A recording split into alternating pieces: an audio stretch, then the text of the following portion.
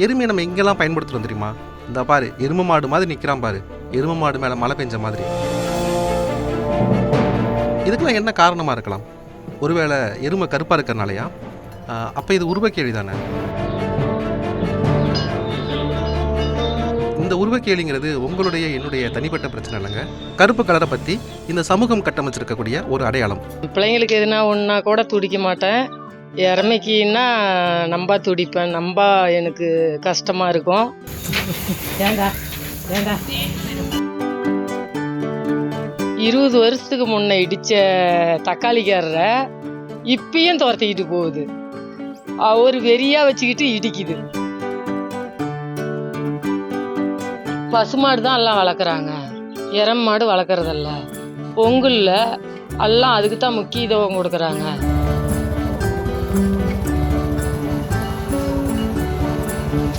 அது கருப்பாயி, அது சித்தாயி, அது ராமம்மா. எனக்கு செல்ல பிள்ளைங்கன்னா இதுங்க தான். எனக்கு சங்க காலம் தொட்டு இப்போ வரைக்குமே காளை அடக்கிறது தான் தமிழர்களுடைய வீர விளையாட்டாக பார்க்கப்படுது.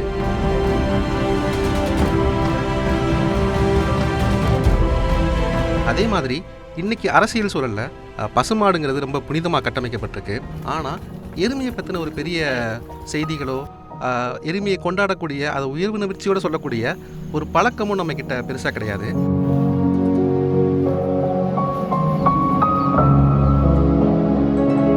நம்முடைய அன்றாட வாழ்வியல் சொல்லாடல்களில் எருமையை நம்ம எங்கெல்லாம் பயன்படுத்துகிறோம் தெரியுமா?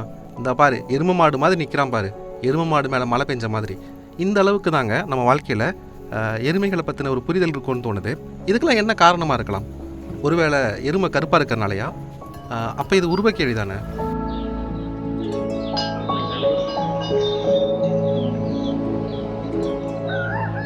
இந்த உருவக்கேளிங்கிறது உங்களுடைய என்னுடைய தனிப்பட்ட பிரச்சனை இல்லைங்க. கருப்பு கலரை பற்றி இந்த சமூகம் கட்டமைச்சிருக்கக்கூடிய ஒரு அடையாளம். ஆனால் இதுக்கெல்லாம் எருமை கவலைப்பட்ட மாதிரி தெரியல. அது மனிதர்களை மாதிரி தன்னுடைய உடம்பை வெளுத்து வெள்ளையாக்கி நவநாகரிகமாக இருக்கணுங்கிற மாதிரி அதுக்கு எந்த ஐடியாவும் இல்லைங்கிறதான் தோணுது. இந்த எருமை மாடு வளர்ப்பை பற்றி கடந்த 30 ஆண்டுகளாக சேலம் மாவட்டத்தில் காடையம்பட்டி வட்டம் சின்னவடகம்பட்டி கிராமத்தில் எருமை வளர்ப்பில் ஈடுபட்டிருக்கக்கூடிய அலமேலு முருகன் நம்மிடம் என்ன சொல்கிறாங்க அப்படின்னா, நான் 30 வருஷமாக எருமை வளர்க்குறேன். ஆனால் என் பிள்ளைங்களுக்கு எதுனா ஒன்றா கூட துடிக்க மாட்டேன். இறமைக்கின்னா நம்பா துடிப்பேன். நம்பா எனக்கு கஷ்டமாக இருக்கும். ஏண்டா ஏண்டா பிள்ளைங்களோட இதை எங்களுக்கு நம்பா செல்லம் நல்லா பார்ப்போம். எங்கள் வீட்டு செல்ல பிள்ளைங்க இதுங்களுக்கு ஒன்றுன்னா அழுகியே வந்துடும். ஒவ்வொன்றுங்களுக்கும் ஒவ்வொரு பேர் வச்சிருக்கிறேன். முத்தக்கனி என்ன வேணும்? அது கருப்பாயி, அது சித்தாயி, அது ராமம்மா அப்படின்னு பேர் வச்சு தான் கூப்பிடுவேன். இதுக்கும் எங்களுக்கும் பாச பிணைப்பு எது என்னன்னா, 20 வருஷத்துக்கு முன்னே இடித்த தக்காளிக்காரரை இப்பயும் துரத்திக்கிட்டு போகுது. ஒரு வெறியாக வச்சுக்கிட்டு இடிக்குது. எங்கே கண்டாலும் தக்காளிக்காரரை விடுறதில்ல. தக்காளின்னு வண்டியில் சொல்லிட்டாவே இடிச்சு விடுது. போய் இடிக்கிறதுக்கே போயிடுது. அவ்வளோ பாசம் எங்கள் மேலே. மனுஷர்களோட பாசத்தை காட்டுறதோட மிருகத்துக்கிட்ட பாசம் காட்டினா நல்லா அன்பை காட்டும். பராமரிக்கிற செலவுலாம் இதை பற்றி எதுவும் இல்லை. எவ்வளோ செலவும் இல்லை. இப்போ 9 மணிக்கு ஓட்டி விடுவேன். காலையில் தண்ணி கேட்டி அதே 5 மணிக்கு வந்துடும். எந்த செலவும் பண்ணுறதில்ல. இதுதான் எனக்கு லாபத்தை கொடுக்குது. 10 ரூபா செலவு இல்லாத நான் முன்னேறணுன்னா இதை வச்சு தான் நான் முன்னேறினேன்.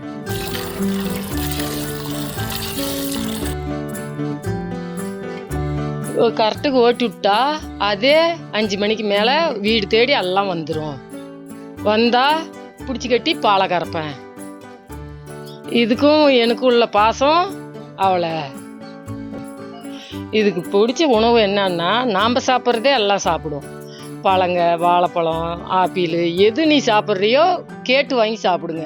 நம்மளை சாப்பிட விடாதுங்க. பக்கம் சாப்பிட்டாவே வாய் அசைச்சாவே அதுங்க கேட்குங்க. கூப்பிட்டு கேட்குற மாதிரி, பிள்ளைங்க கேட்குற மாதிரி அதுங்க கேட்குங்க.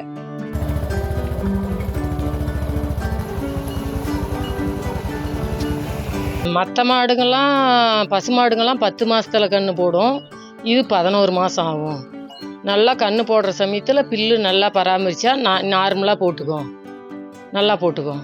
அந்த அளவுக்கு நல்லா பார்க்கணும், பில்லுங்க அறுத்துட்டு வந்து போடணும். பிள்ளைங்கள போல் அதை பார்த்துக்குவோம். எனக்கு செல்ல பிள்ளைங்கன்னா இதுங்க தான் எனக்கு.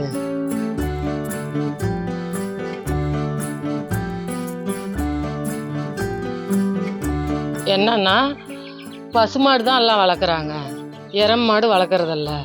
பொங்கலில் எல்லாம் அதுக்கு தான் முக்கியத்துவம் கொடுக்குறாங்க, இதுக்கு எதுவும் இல்லை. நான் என்னன்னா எரம் மாட்டுக்கு தான் முக்கியத்துவம் கொடுப்பேன். இது என்ன பாசமாக பார்த்துக்குது, இவ்வளோ அளவுக்கு என்னை கொண்டுகிட்டு வந்தது இதுதான். இதுக்கு நான் நல்லா பராமரித்து பெயிண்ட் அடித்து நல்லா கவுரு மாற்றி குளப்பாட்டி நல்லா கவுரு மாற்றி எல்லாம் சிகப்பு அது இது பூசி நல்லா பொங்கல் அன்னைக்கு இதை வச்சுருப்பேன். எல்லாம் மாட்டு பொங்கலுக்கு சிறப்பாக கொண்டாடினா நான் இதுக்கு முக்கியத்துவம் கொடுத்து நல்லா கொண்டாடுவேன். நல்லா கலர் பூசி எல்லாம் குளப்பாட்டி நல்லா பராமரிப்பேன். இதுதான் என் குலசாமி. எல்லாமே இதுக்கு தான், என் முட்டைக்கண்ணிக்கு தான். இந்த எருமைகள் உண்மையாகவே நம்மக்கிட்ட ஏதோ பேச தோணுதோ, பேசுறதுக்கு முயற்சி பண்ணுதோ அப்படின்னு தோணுது. ஒருவேளை அதோடைய மொழி நம்மளுக்கு புரிஞ்சிருந்ததுன்னா அது இதை தான் சொல்லியிருக்கும்னு நினைக்கிறேன். இங்கே பாரு மனிதர்களே, நான் உங்ககிட்ட எந்த விதமான அங்கீகாரத்தையும் கேட்கல. நீங்கள் அவசரப்பட்டு பசுவையும் காளமாடையும் உங்களுடைய நண்பனாக்கிட்டீங்க. அதெல்லாம் பெருமை பேசுறதுக்கு தான் லாய்க்குன்னு நான் நினைக்கிறேன். நீங்கள் என்னோட நிறையா கலந்து உரையாடி இருக்கலாம். வாழ்க்கையை பற்றின நிறைய புரிதலை நான் உங்களுக்கு உருவாக்கி கொடுத்துருப்பேன். இந்த தேவையில்லாத பரபரப்பு, லட்சியம், கௌரவம், அது லொட்டு லொசுக்கு இதெல்லாம் தேவையில்லைன்னு நான் உங்களுக்கு கற்றுக் கொடுத்துருப்பேன். இந்த வாழ்க்கையவே ஒரு ஹைக்கு கவிதை மாதிரி எப்படி வாழணுங்கிறத நான் உங்களுக்கு சொல்லி கொடுத்துருந்துருப்பேன். உண்மையாகவே நான் என் கருப்பு உடலை ரசிக்கிறேங்க. எனக்கு இதுதான் சுதந்திரம். என் உடலும் இந்த அழுக்கும் இந்த துர்நாற்றம் தான் என்னுடைய முதன்மையான உண்மை. நான் எனக்காக வாழ்கிறேன், என் திருப்திக்காக, என் ஆசைக்காக, என் நிறைவுக்காக, என் வாழ்க்கைக்காக வாழ்கிறேங்க. நீங்களுமே என்ன மாதிரி வாழ்ந்து பார்க்க முயற்சி பண்ணுங்கள், எறும்பு மாதிரி.